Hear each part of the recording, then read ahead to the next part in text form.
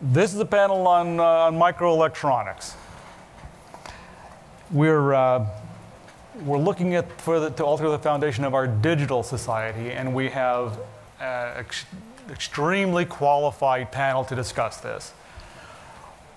Carver Mead, electronics industry visionary, Dan Hammarström, who ran programs inside of DARPA on novel technologies, and Doug Berger, the guy at Microsoft who you want to talk to if you got a new technology you want to put into data centers.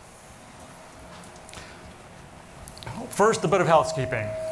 Please mute your cell phone. Do not turn it off because you need your cell phone to ask questions. So if I look up and people are looking down, fiddling with their thumbs, I know you're not doing email, you're sending in your questions, and I appreciate that. So let's get started. I'm Steve Turnberger. I am a recent DARPA program manager in the Microelectronics Technology Office. So I come to DARPA from Xilinx, where I was responsible for bringing new technologies into programmable logic. So a little bit familiar with new technologies, but also very familiar with technology scaling because that benefited FPGAs quite a bit. I started my career as a graduate student. I was at Caltech studying under Carver Mead and Ivan Sutherland and interning summers with Lynn Conway. I've had the privilege of living my entire career with Moore's Law. It's been great. What technology scaling gave us was, it gives us more transistors, they're cheaper, they're faster, they're lower power, they're more reliable. It's wonderful. As I said several times, I love being a design engineer because every 2 years the process engineers make me look like a genius. Maybe I need to get to work for myself. Well, maybe not. So we're looking at maybe it's the end of Moore's Law. And that kind of, if the technology scaling is slowing down, what are we going to do? But that's not the only trend that's really interesting. There's the environment of our computing. If we were here 20 years ago and talking about computing, we would talk about computing on the desktop, personal computers. 10 years ago, we talked about mobile computing. Now we talk about edge and cloud. If the computing is being done in a different place, maybe the computers ought to be different. The second major trend is what we're doing. It's the workload. Computers were invented, they were doing ballistic trajectories, a lot of nice math. They were used for many years very successfully doing database operations. We started doing computing, putting pretty pictures on the screen. And now we're looking at computers who want to do machine intelligence, learning, inference, making decisions. If we're asking our machines to do something new, maybe we ought to have new kinds of machines to ask. It certainly has worked before. Digital signal processing, GPUs. As the kind of work changed, the kind of processor changed too. So now we're going to look ahead. We'll look at neuromorphic processors, different kinds of compute technologies. Are these the next step? Actually, what does it take to make it the next step? So that's what our panel is going to discuss. What does it take to make it? And should DARPA do it? What is DARPA's role in bringing out the next revolution in compute technology? And so to begin to answer those questions, I'm going to call up Carver Mead. Carver Mead is the Caltech Gordon and Betty Moore Professor Emeritus. Emeritus means he has time to come talk to us. And so we really want to take advantage of that. He is the one who did the first study of semiconductor scaling. He wrote with Lynn Conway the textbook that generations of designers learned to do VLSI system design, and wrote the book on neuromorphic computing that's led to generations of now neuromorphic and artificial intelligence. Carver Mead. Yeah, I came to neural networks, as they were called back then, from spending 15 years doing digital VLSI designs and teaching students how to do that. And out of that process came the notion of optimal designs. How do you make an optimal design on a silicon chip? And what that boiled down to was there's a cost vector that you want to minimize in some sense. And the cost for a silicon chip, there are three of them. There's the area, that's obvious. There's the power it takes, or the energy per result. And then there's how much computing it can really get done per time. And if you think about silicon as a medium, then there's some obvious things you can say. One is that the power and the area are interrelated closely, because if you're going to ship information far away, you have to charge up a longer wire than if you can use the information locally. And charging up the longer wire takes more energy. So the energy and the area are related. And also it takes longer to charge up that wire. So the time is related. So anytime you have an architecture where you send a lot of information a very long way all the time, it's very inefficient. Guess what? That's the definition of our ubiquitous single instruction stream computer. It just does that. Well, can we do better? And in the process of doing better, can we do useful computation? It's easy to come up with something where you can do a lot of stuff, but is it useful to anybody? So for me, those questions became a quest for, is there an existence proof for something that computes differently than we do on our silicon medium?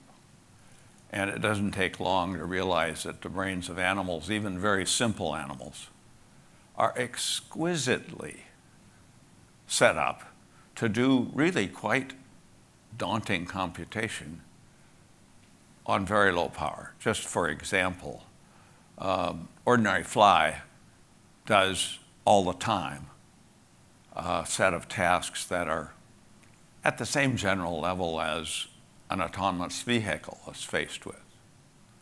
And it does it on a milliwatt in a very small package. So there's something going on there that isn't just business as usual. Well, so you start looking inside nervous systems of animals, and the first thing that becomes apparent is that the neuron, which is sort of the restoring element in a neural system, has typically thousands of inputs. Well, in those days, we had no idea what to do with 1,000 inputs, except choose one of them, like a memory does.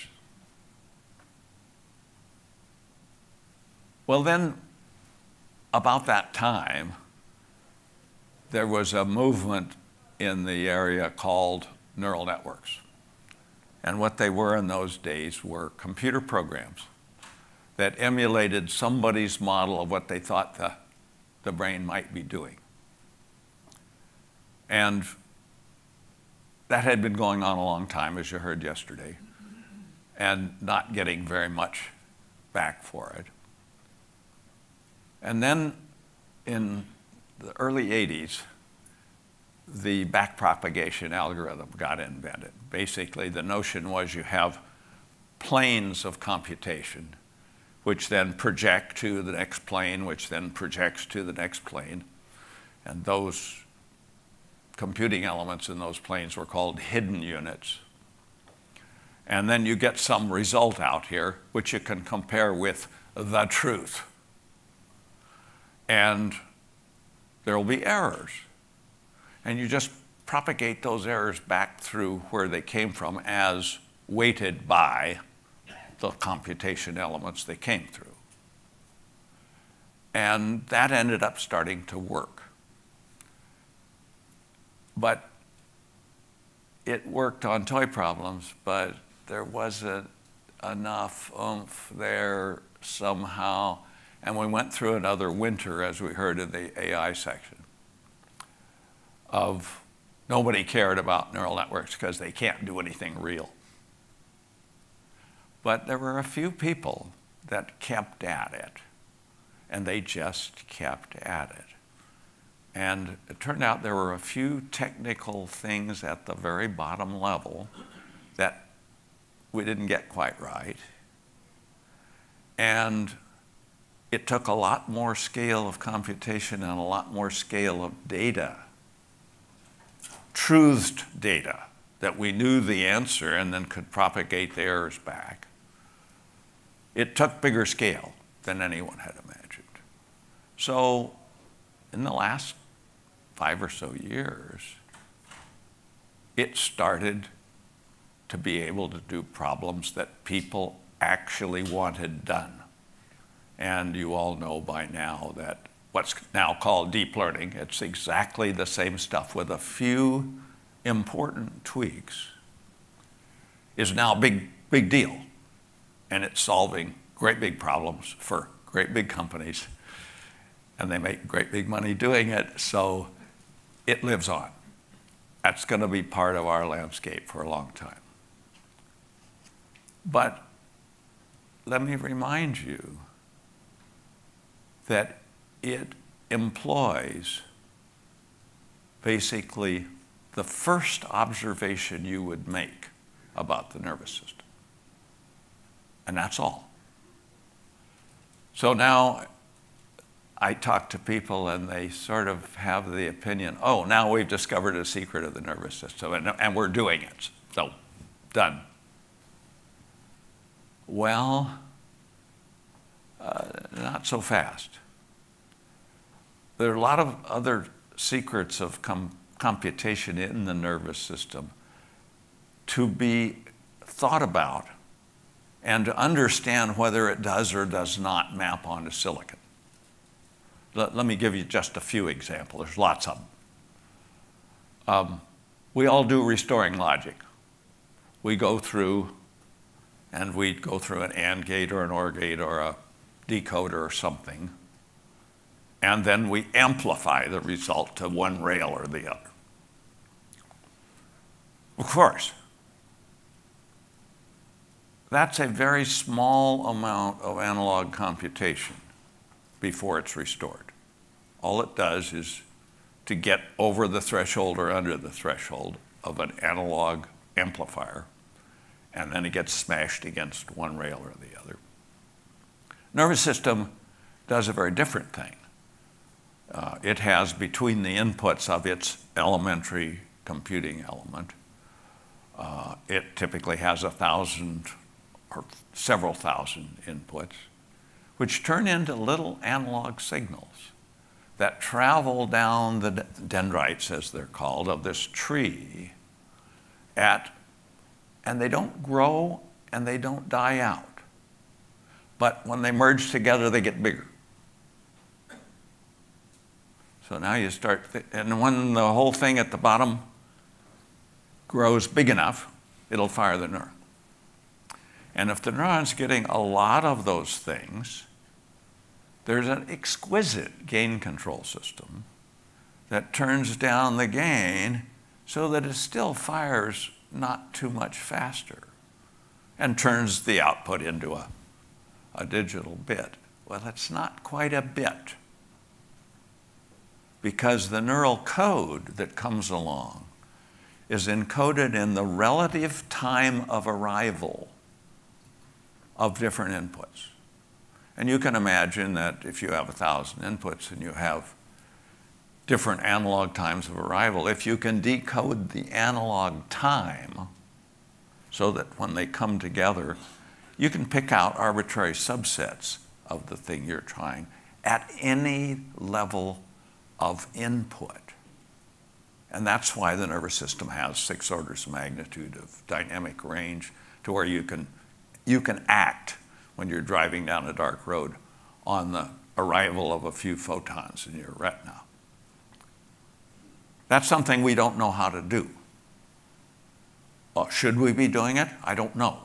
I tried to do it 20 years ago now and failed. Well, we didn't have the technology we have today 20 years ago. And it was a lot harder than I thought. And that hasn't changed. Should we be doing it? I don't know. That's just one example of the kind of thing that can be useful. I'll give you just one more and then I'll let everybody do it. It's clear that the nervous system has exactly the same kind of limitation we do in terms of communication.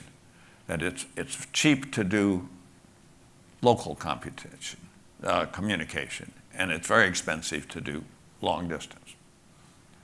So what it does, let's take the visual system as an example, takes a little region of photosensors, and right behind the photosensors, it puts some analog computation.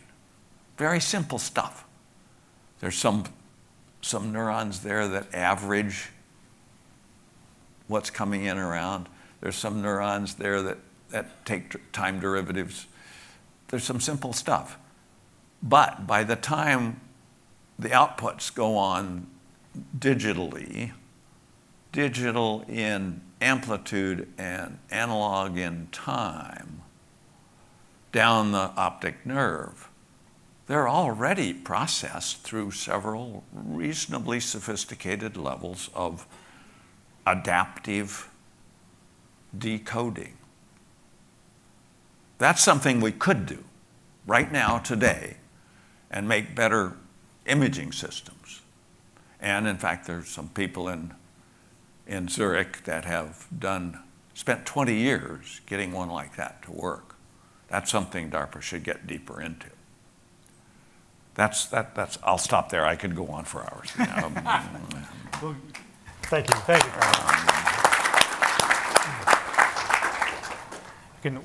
We'll have some Q&A, and you can add a few more stories if you need to.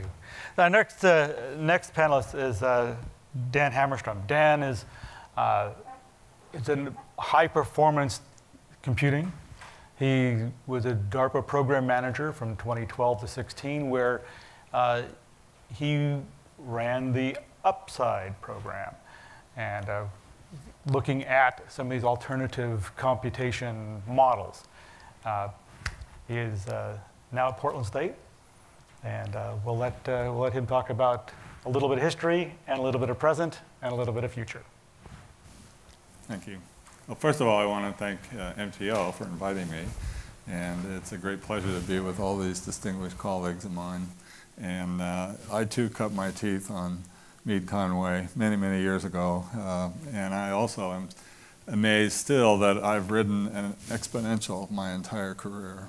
I think we're all very privileged to have been able to do that. What I'd like to do today is kind of pick up a little bit where what Carver had started. Again, doing more neuromorphic computing. As most of you know me, that's what I'm going to be mostly focused on anymore. If you look at the traditional deep learning models, it turns out that they're solving some wonderful problems, but they also have a lot of shortcomings. They don't handle time very well. They don't actually do continuous real-time learning. They learned offline in a batch mode. So you don't have lifelong learning as Hava's program is promising to look at. They use huge amounts of training data. There's no way to really transfer the learning to another network. And I think most importantly, they don't capture high-order structure in the data itself. So in discussing the shortcomings of existing deep learning models, Gary Marcus at NYU said that the deep learning systems learn correlation between sets of features that are themselves flat or non-hierarchical. Hierarchical structures inherently or directly not represented in these systems. And as a result, they're forced to use all kinds of proxies and approximations, and they don't actually get to it very well. Last year, John Launchbury, who was Office Director in I2O, had a very nice presentation where he talked about the 3 waves of AI. The first was using handcrafted systems. So this is the expert systems, the rule-based systems that we remember from a number of years ago. The second wave is statistical learning, and that's where we are now. These networks are accomplishing some really amazing things, to be sure. The next wave, from I2O's perspective, is context adaptation and explanation. And it's my contention that you really have to understand the structure of the data and its high-order relationships with the components to be able to do that third wave. Okay. So I'm proposing that we need to continue to look more thoroughly at neocortex as a potential model of computation for what we're doing. What do we know about neocortex? Well, I'm going to run through a number of characteristics. It's not an exhaustive list, and you pick any neuroscientist, they'll probably disagree with half the ones that I'm talking about. Okay. The question is, fundamentally, the question is, do we know enough about neocortex to be able to glean characteristics and start incorporating those characteristics into algorithms? And I think there the answer is yes. So the cortex is a roughly square foot. It's in humans, it's about 6 millimeters thick. It consists of a 2-dimensional array of modules, which are called columns. It's laminar, so each column has 6 different layers that are customized for certain kinds of computation and communication. They have both excitatory and inhibitory functions, and it's massively parallel. There are roughly about 1 million common columns in the human brain, hundreds to thousands of columns in low-order mammals. It is roughly uniform for all areas of mammals and for all areas within an organism and for all mammals. So it is close as nature gets to a general-purpose computing architecture. Also, it doesn't do gradient learning. It does more what's called prototype learning, where it's taking snapshots. And this allows it to learn very quickly and allows transfer learning and other things to eventually occur. Cortical connectivity and activation is very sparse. Communication is also sparse. Neurons do not do inner products of all their inputs. A spike arrives, they do an update of the internal state, and they move on. Okay, this is vastly different from the linear algebra that is used in the traditional learning models that we're using today.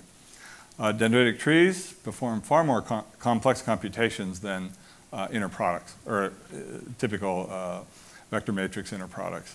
Dendritic trees have computational subunits. Some of them actually have active components, often doing various kinds of thresholding and coincidence detection. Okay. Cortical connectivity has certain statistical properties of local and long-range connections. If you want to know something about cortical architecture, there's a great book that was published about 20 years ago by Breitenberg and Schutz called Cortex, Statistics and Geometry of Neuronal Connectivity, and they go through and reanalyze mouse cortex. And what they concluded is that cortical connectivity is bimodal, that there's a lot of local connectivity, and then there's some random non-local connectivity. My research group and I are looking at these connectivity patterns because we believe that they say something fundamental about what cortex can represent. So you have local regions that do kinds of associative memories and get local interpretation of the variables that they're seeing, and then at a higher level, these regions then correlate with each other, creating hierarchical kinds of representations.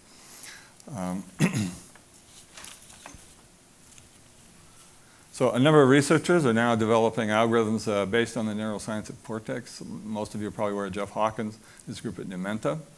They're developing increasingly sophisticated models and actually starting to show some real results that are making their models competitive.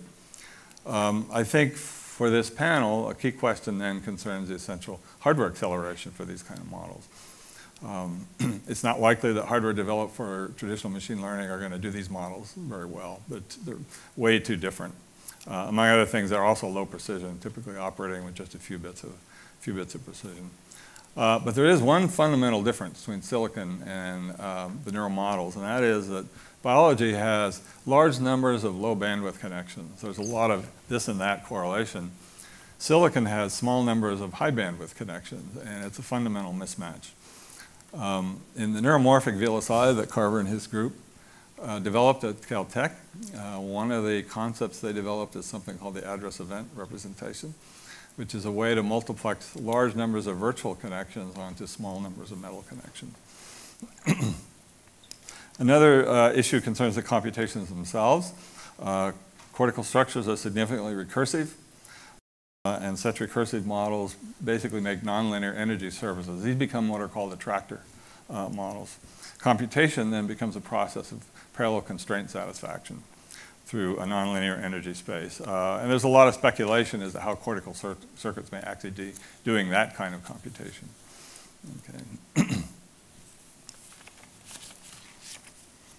So I don't like to diminish the importance of the work that's gone on in the last 20 years in algorithms, certainly for the deep models.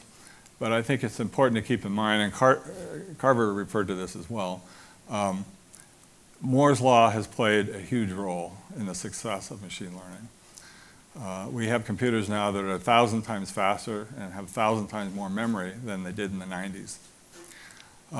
However, we haven't solved the fundamental problems of intelligence, and we don't have 1,000x left anymore.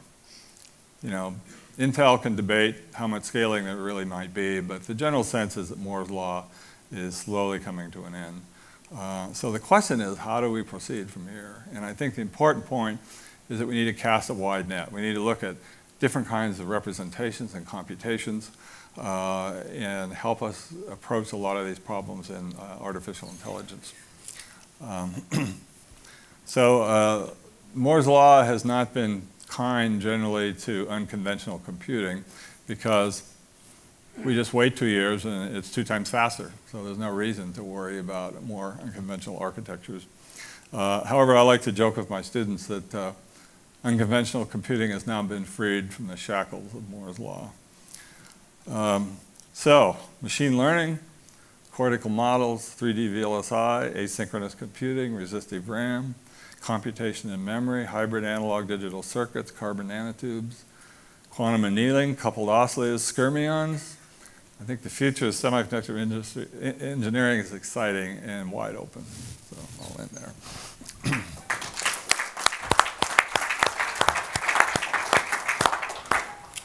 So our third panelist is Doug Berger, and Doug his career in computer architecture.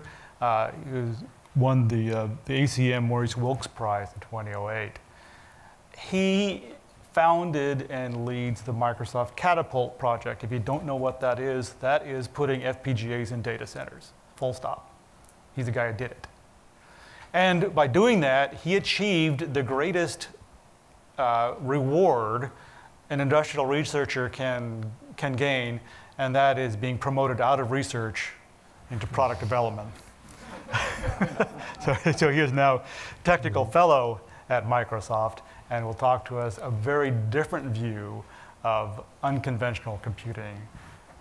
Go ahead.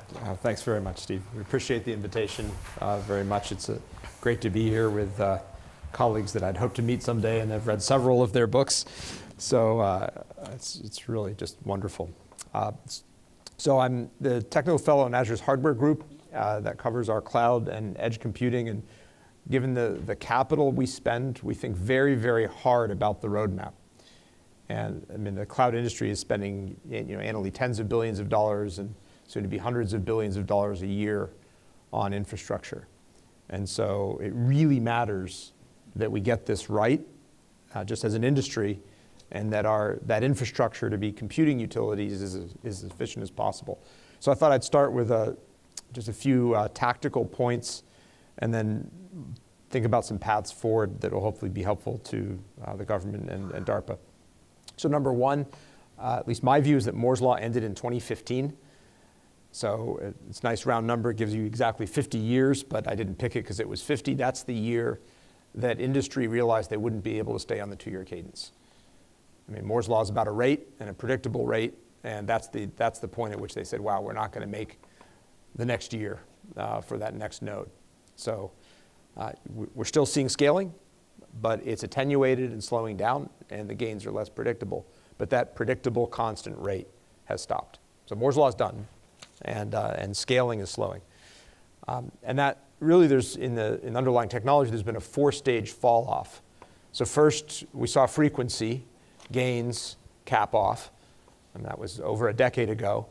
And then power efficiencies stopped improving at a rapid rate. So we lost speed and we lost power. And there's still gains, but they're much smaller than historical gains with each node. And then the one we're facing now is cost. So when you move to a new technology node and the transistors don't get any cheaper, if you want to put a new feature in the silicon, you have to take something out at fixed cost. And that's a position we've never been in before as a computing industry.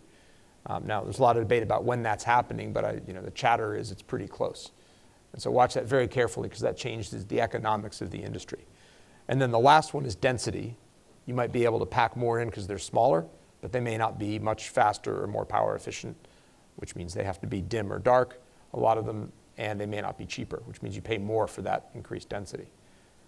Now, whether we get to more expensive transistors and higher density remains to be seen. That's a market, but it's frequency, power, cost, density in that order.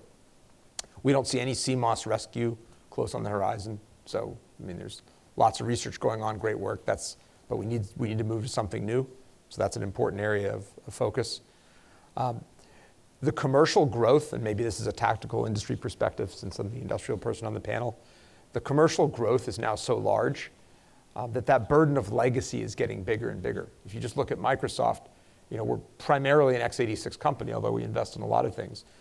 But that's a legacy ISA, but that legacy ISA is growing exponentially every year in terms of the legacy base we have, since our cloud is doubling year over year. So that it's getting harder and harder to move off to a new paradigm. It can still be done, but sort of to compete with that legacy tail, the new things need to be kind of bigger to be proportionately interesting. And so it's getting harder to move off of legacy. It's much harder than it was 10 or 20 years ago. But general people talk a lot about accelerators, and we did work in specialization in the data centers. But general purpose computing remains incredibly important, just because of the capital investment you need to make and the complexity of managing lots of different architectures at the system level. And so what we need are new general paradigms that are better, that are more than good for just one thing, that are applicable to a broad range of things. One of the reasons deep learning has taken off is because it seems to be pretty general. It marched through a lot of the traditional areas like vision and speech and translation, semantics, search, and replaced the customized algorithms that had kind of plateaued in each area. I mean, they're different deep learning architectures, but it's the same underlying paradigm: stochastic gradient descent and many layers of compute. So that's I think why you're seeing so much investment, because there's not a lot else out there that looks general. FPGAs are a different paradigm, but they're general, which is why we've invested so much in them. You have the programming challenge, and a lot of progress is being made there. So I thought I'd wrap up with the 5 paths that I see as good areas of investment going forward. What do we need? Well, so number one, we still need more efficient CMOS architectures. If you take a general purpose processor, and Carver alluded to this as well, it's not 10% efficient, it's not 1% efficient, it's half to a third % efficient. If you look at the amount of energy that goes into executing a math operation versus the amount of energy you spend executing an instruction.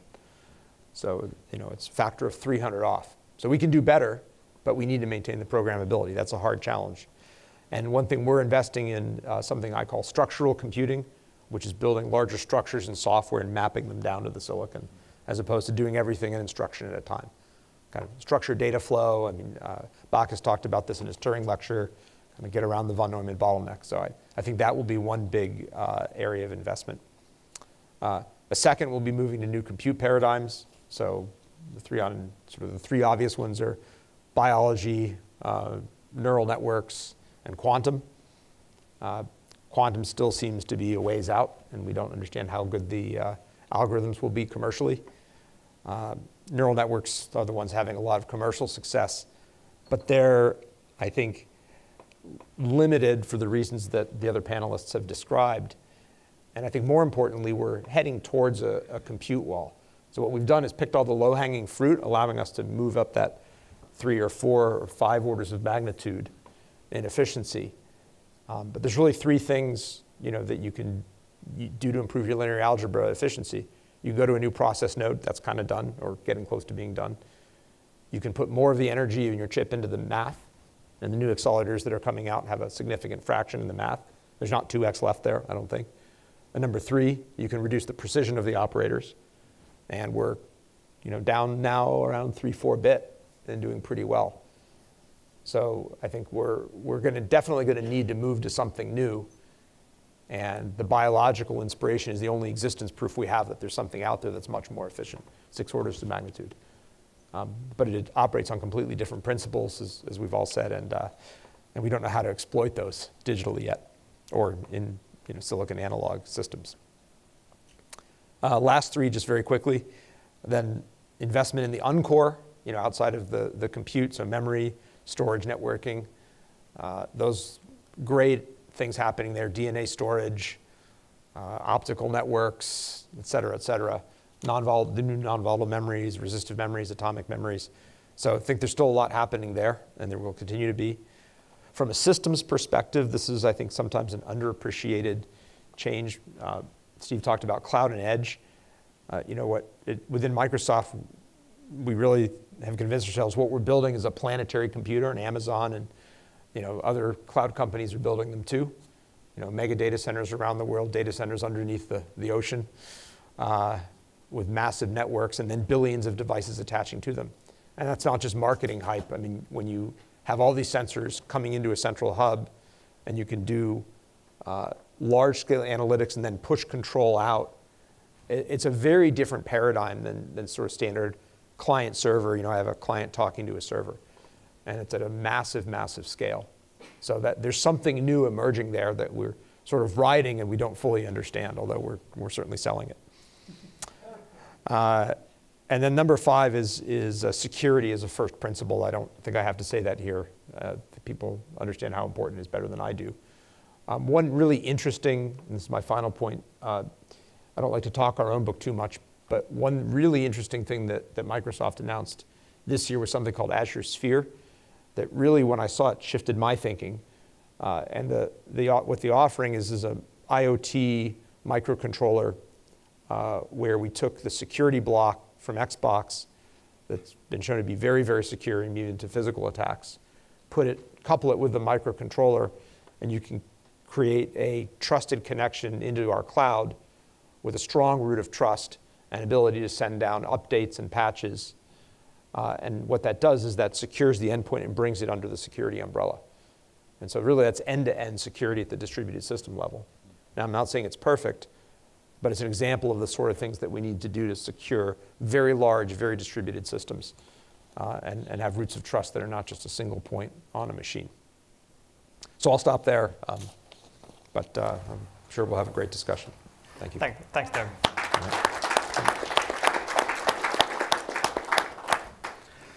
So a reminder, send us your questions. As moderator, I get the first question. So what I'd like to do is start, we've heard a lot about neuromorphic computing and that model, and I don't want this to be solely about that, but I do want to explore this a little bit more. And I think I've heard a little bit of, there's a distinction between neuromorphic and neural nets. And I want to tease that out, and where I really want to go is, where's the efficiency coming from? Is it from this network representation? Is it from the analog? Is it from the pulse-based signaling? And Carver, I'm going to start with you.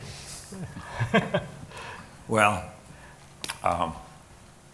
what Doug said is common to silicon and the nervous system.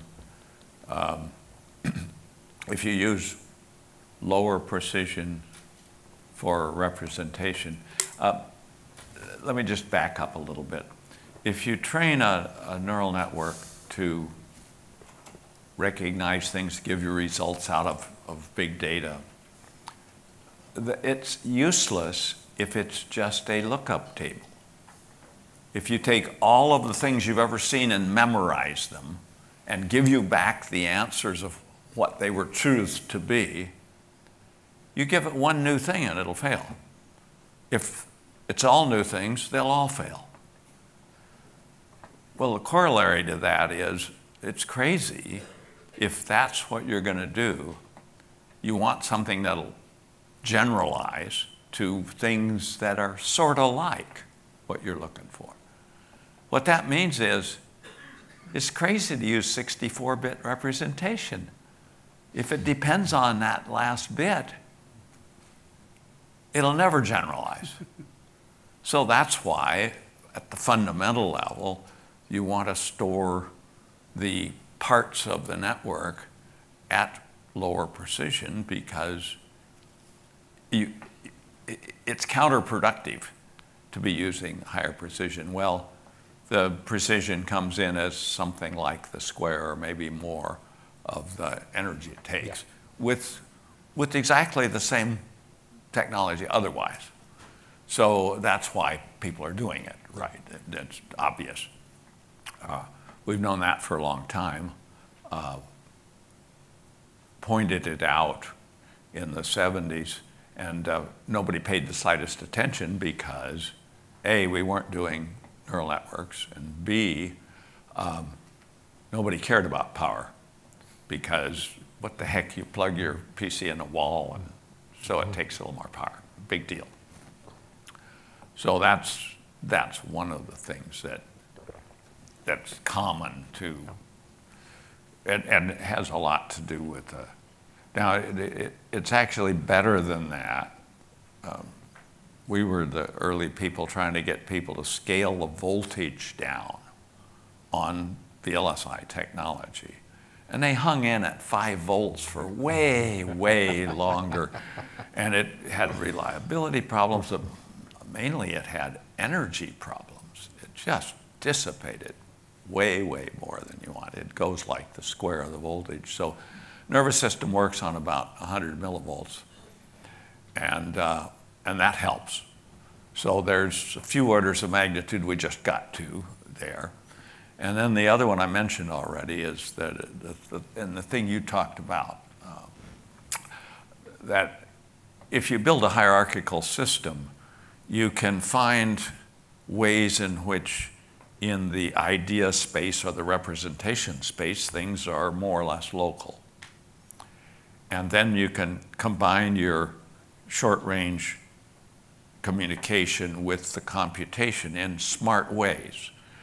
The things that are doing the computation are also doing the communication locally. And we started working on the retina because that was the most obvious example of that, and we knew what the inputs were. When you get to cortex, a little harder to tell what, although a lot more is known now. When I was doing it 35 years ago, it wasn't much known there. It's much better now that I'm glad to hear you're doing it again. But the architecture in representation space is probably not totally different in cortex than it is in the retina. And I think there's wonderful work to be done there in the exploitation of locality and representation space. The columns that Dan talked about. So there's 3 things, and there's more, but that'll give you a few orders of magnitude.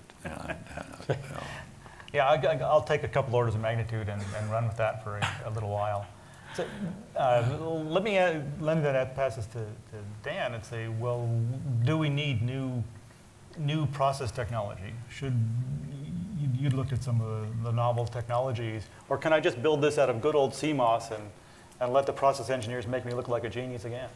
Well, I mean, you can build a good old CMOS, and that's going to be part of the transition stage.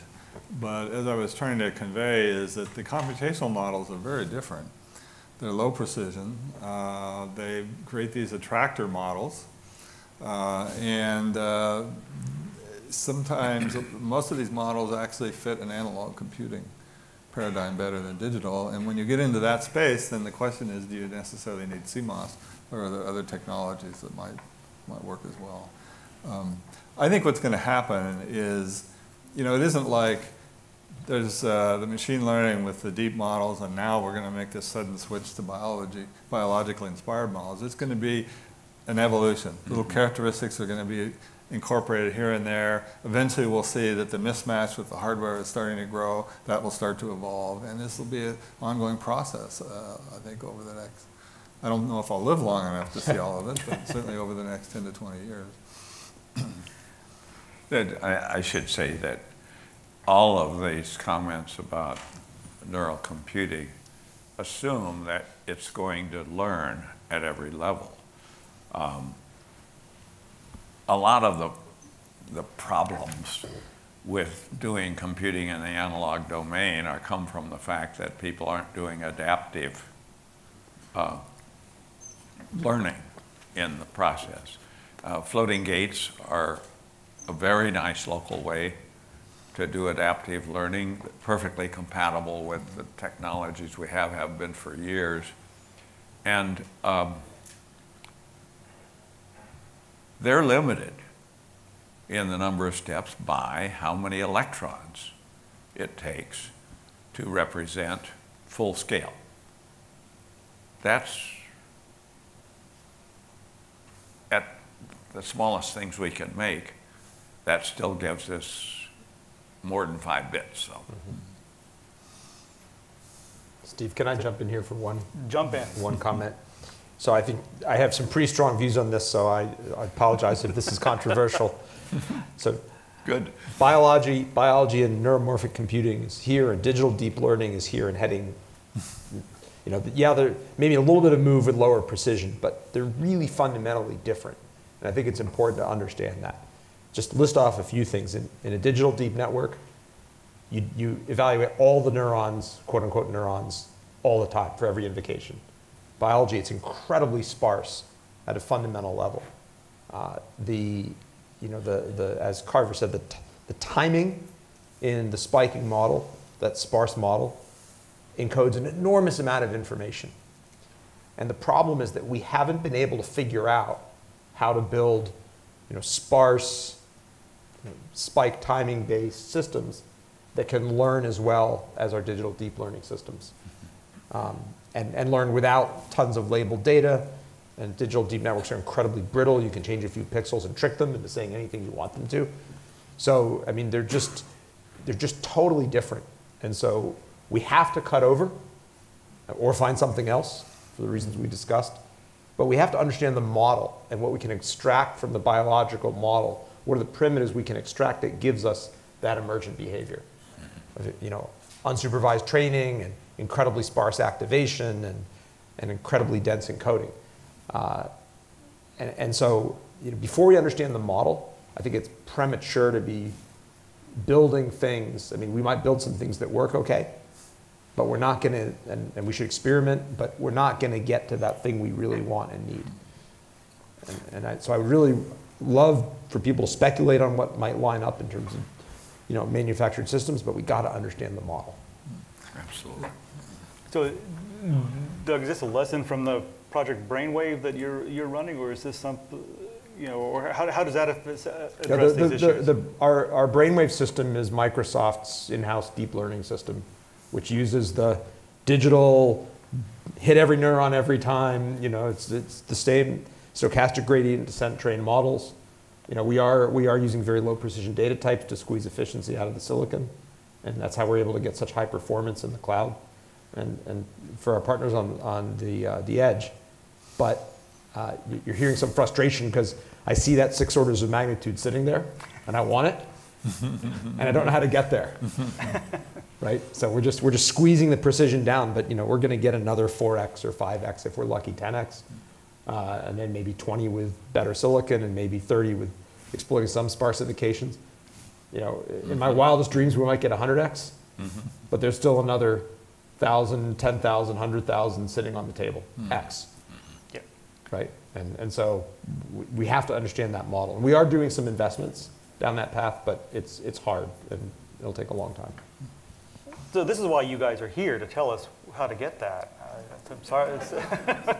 Well, I will say that since I was in the game, there's been a vast amount more learned about real nervous systems using the technology that has developed in the meantime. And also, there's a lot more teamwork between biologists and engineers that are trying to figure out what the nervous system model is, as you're saying. And that didn't exist. I think, were one of the early people to build an organization in the university that whose absolute focus was to try to get those people to think together and figure stuff out. And that's become a worldwide trend now, and I think that's going to pay off. I can't give you any kind of schedule, Doug. That's sorry. right. It's okay. Well, if we have a few orders of magnitude in between the biologic systems and our electronic systems, should we be talking about biologic computers and stop making them out of CMOS? And those guys are talking in the other room, by the way. But Dan, I think you're raising your hand. You want this one. I've actually had a lot of people ask me about that. When I was at DARPA, I had, on a fairly regular basis, people coming in wanting to do that. I can't imagine working with live tissue in any productive way. It brings new meaning to the phrase, "my computer died." But imagine trying to maintain living tissue as part of an ongoing product that's out in the field. So no, I'm very pessimistic about that, to be honest. I think everything is required to keep that biology alive, and I think we can do pretty well with the silicon technology. Absolutely. Instead of live sites in the cloud, we have dead sites. Yeah, right. Yeah, I don't want that. This is the first time I've heard a dyed-in-the-wool digital guy say they want what's in the nervous system. First time in all these years. I read your book.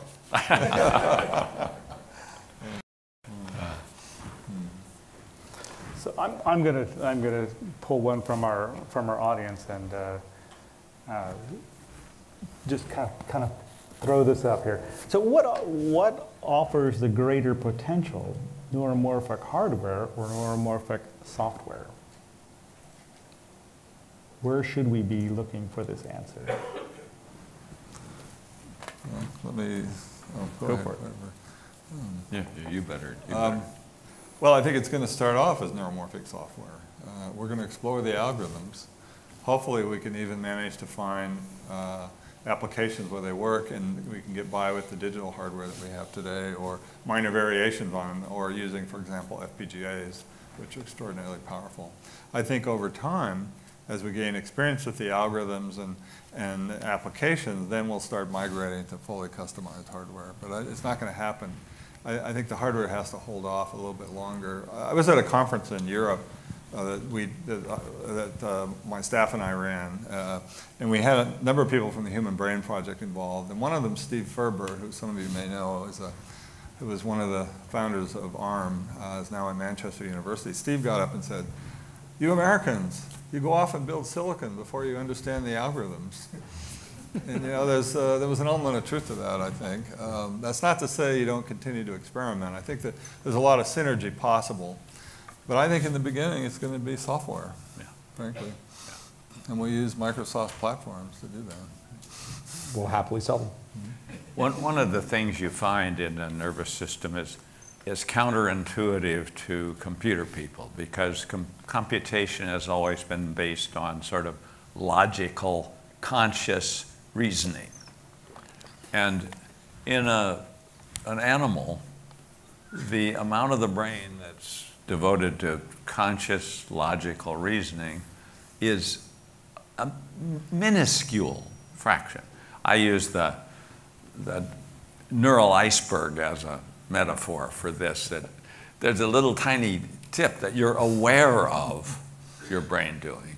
And then there's all this stuff down, and it's vastly more dense, closer to the sensors and closer to the actuators. You heard yesterday that in the AI section that, you know, just manipulation like your hand does effortlessly is a really hard problem in robotics. Well, what seems effortless to us, there's a huge amount of actual processing in the muscles and in the organs and in the nerves interconnecting them. And that's why we can effortlessly pick up something, pick up an egg without breaking it, and set it down carefully without smashing it, and that sort of thing. That's not something that we build systems to do. But if you think about the challenges facing autonomous systems, a lot of them are about that. And so maybe one of the killer apps is going to be making hands that can actually pick this stuff up at Amazon fulfillment center. Like we heard, it's all done by people now because you can't get machines to do it without breaking this stuff. So. Let's hope it isn't a killer app that kills people. I'd like to look at, we've been talking a lot about neuromorphic neural models, and I'd like to talk a little bit about some others. Analog was in here. We talked asynchronous logic, adiabatic, you know, should be good for low power. Are the probabilistic kinds of stochastic computation? Are these alternatives? Are they complementary? Do you say we should be building all of it at the same time? If we have to prioritize, how do we prioritize? I think I alluded to this in my opening remarks. The scale and the generality are super important. Just because of the amount of investment that's been made in CMOS and silicon, it's so high that band gap, that energy gap now it's a very tough wall to climb because you're competing with something that's had hundreds of billions or maybe even in the T's. I don't know what the aggregate investment has been over the last 50 years or 30 years for CMOS, but it's been very high. So we should be investing in all of these things, and some of them can, I mean, you know, asynchronous logic can play a role in existing systems. Adiabatic's super interesting, but the bar is high. So it's going to be really tough for a lot of these things to get over the hump. And so that killer app question becomes important. You believe that the neural network model has achieved that or not? I think the neural network model for training hardware has achieved it for large-scale commercial requirements. I mean, just internet search is a killer app. Mm-hmm. And you know, we use deep learning now and there's stuff we can't do without it. And increasingly inference. So I think it's there. I don't know where, you know, all of the analyst reports have this exponential growth in demand for those cycles over the next 6 years. I don't know if we're going to see that curve. That's TBD. It's a super important question. If we see the curve, I hope we can meet the curve. Yeah. Yeah. That might be the defining moment. Are we even talking about the right problem? I mean, we talk about computation, but it's communication, right? We all know that what is computation? It's a lot of data movement in a tiny little op.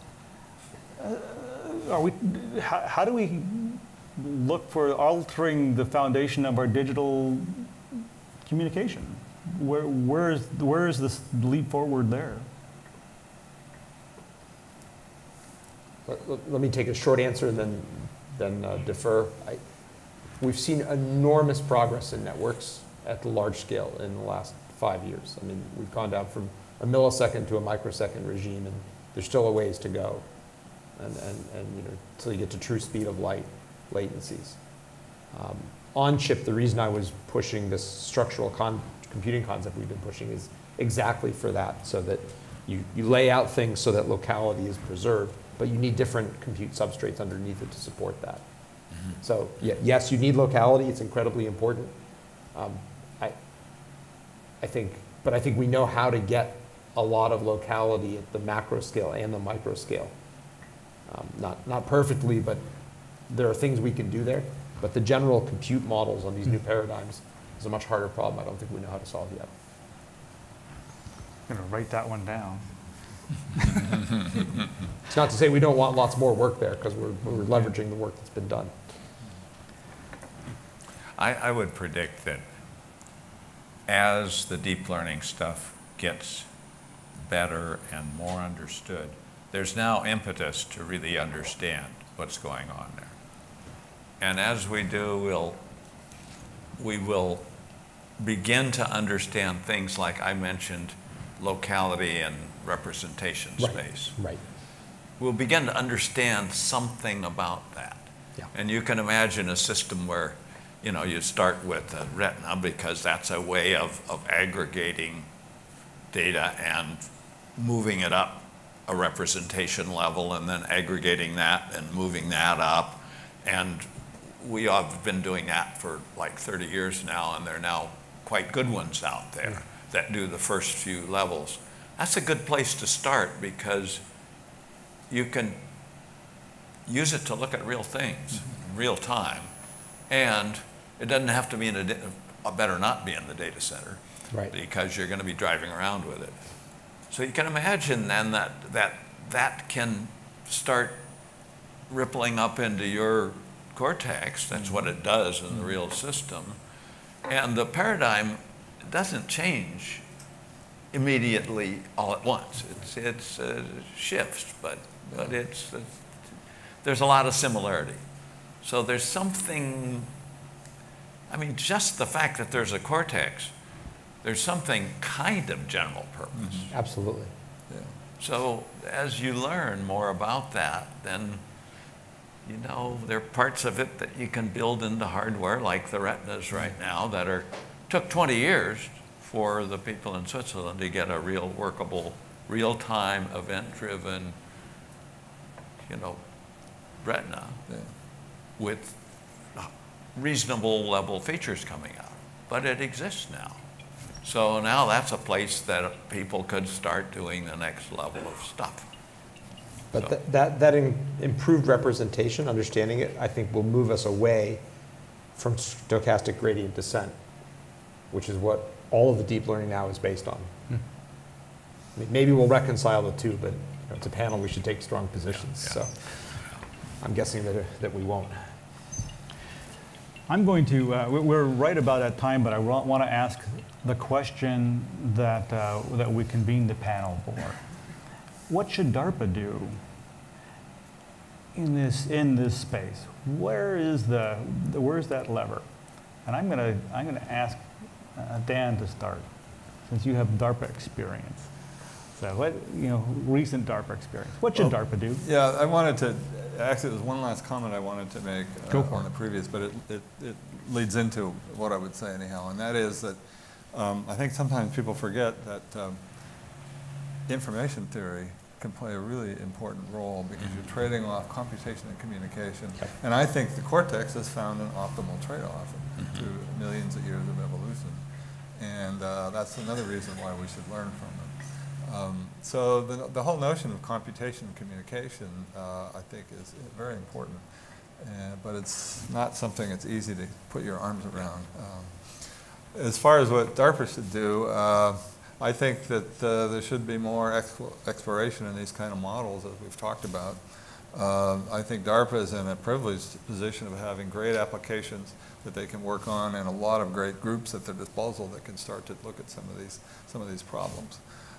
So I think it's kind of what I said at the end of my statement, is that there's a huge number of models out there. Most of them are probably useless, but we don't know that. And we've got to do some preliminary exploration of that space, and I don't think there's been enough. And that was the other point I made about conventional computing being freed from Moore's law, is now we're much more highly motivated to look at these alternative models and these more unusual implementations. So that would be, so Bill, that would be my suggestion to MTO. So. Yeah. You get out the door. Okay.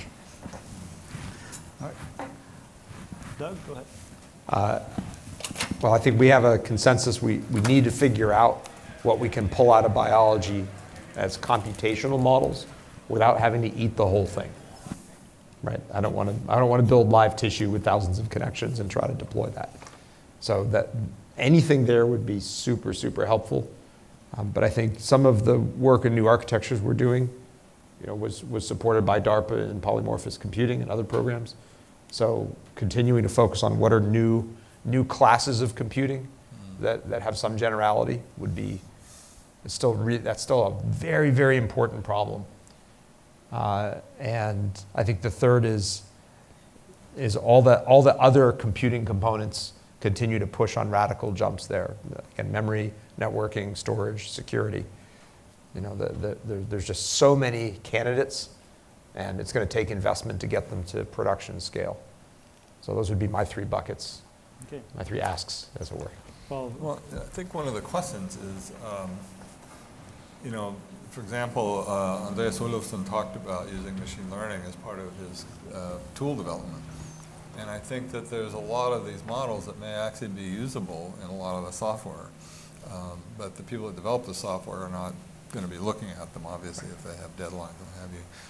But I think that's another direction that we haven't really looked closely at, is what are all the pieces of functionality that are amenable to these models. And I think there's a lot more than we realize, to be honest. Well, I want to thank you, the panel, for going into extra innings. Appreciate that. and you, the audience, for also staying for the little extra time to explore the topic. I obviously did not get to all the questions. We still have panelists here, and you're welcome to come up and talk to us. But we're going to bring this session to a close. Thank you all. Okay, thank you.